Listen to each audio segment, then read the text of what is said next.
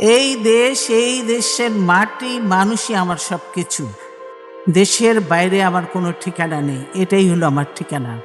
আমি বলেছি আমার কিছু চাই না, আমি এখন জনগণের জন্য, দেশের জন্য, মানুষের জন্য কাজ করতে চাই। আমার প্রধানমন্ত্রী হওয়ার কোনো শখ নেই, আমার কোনো প্রধানমন্ত্রী হওয়ার শখ নেই।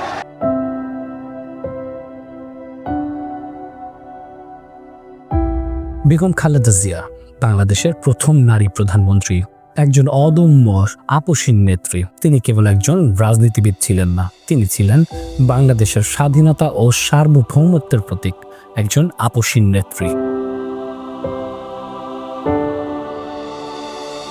1940-এর দশকে জন্ম নেওয়া একজন সাধারণ নারী, যিনি 1981 সালে শহীদ রাষ্ট্রপতি জিয়াউর রহমানের মৃত্যুর পর দেশের দায়িত্ব নিজের কাঁধে তুলে নেন। 1982 সাল থেকে 90-এর দশক পর্যন্ত বাংলাদেশ ছিল সামরিক শাসনের অধীনে। হুসাইন মোহাম্মদ এরশাদের সেই স্বৈরতন্ত্রের বিরুদ্ধে যে কয়েকটি বলিষ্ঠ কণ্ঠস্বরের মাধ্যমে বাংলাদেশের সাধারণ জনগণ রাজপথে নেমে এসেছিল, তাদের মধ্যে প্রধান ছিল বেগম খালেদা জিয়া। তিনি হুসাইন মোহাম্মদ এরশাদের স্বৈরতন্ত্রের শাসন একাই রুখে দিয়েছিলেন বাংলাদেশের সাধারণ জনগণকে সঙ্গে নিয়ে। 1983 এবং 1984 এই দুইটি বছরে গণ আন্দোলনের নেতৃত্ব দিতে গিয়ে একাধিকবার গ্রেপ্তার হন বেগম জিয়া। 1986 সালে স্বৈরশাসক এরশাদের নেতৃত্বাধীন যে নির্বাচন অনুষ্ঠিত হয়, সেই নির্বাচনে আওয়ামী লীগ, জামাত ইসলাম সহ মোট 28টি দল নির্বাচনে অংশগ্রহণ করেন, কিন্তু বেগম জিয়ার নেতৃত্বাধীন বিএনপি সেই নির্বাচন প্রত্যাখ্যান করে। তখন বেগম জিয়ার কথা ছিল স্পষ্ট। ঠিক সেই আন্দোলনের সময় বেগম জিয়াকে রাজধানীর হোটেল পূর্বানীতে দরজা ভেঙে গ্রেফতার করা হয়।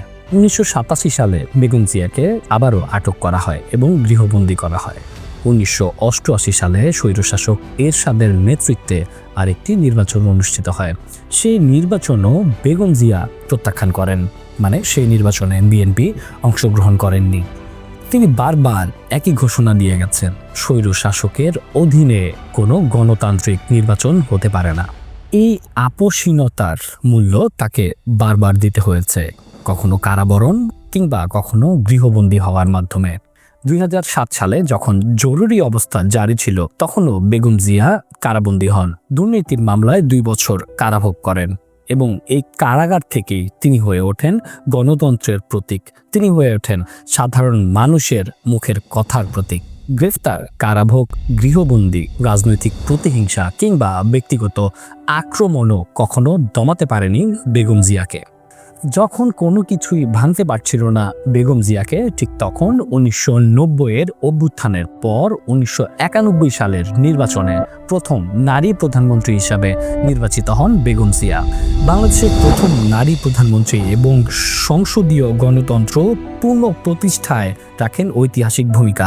দীর্ঘ সময় বিএনপির চেয়ারপারসন হিসাবে তিনি শুধু একটি দল নয়, একটি রাজনৈতিক ধারা ও প্রতিরোধের ভাষার নেতৃত্ব দিয়েছেন, যার প্রভাব আজও বাংলাদেশের রাজনীতিতে স্পষ্ট। তার মৃত্যুতে বাংলাদেশ হারিয়েছে এক শক্তিশালী, আপসীন ও অনমনীয় নেতৃত্বকে। এক অধ্যায় শেষ হয়েছে, কিন্তু খালেদা জিয়ার সংগ্রাম, সাহস ও আদর্শ ইতিহাসে বেঁচে থাকবে বহুদিন।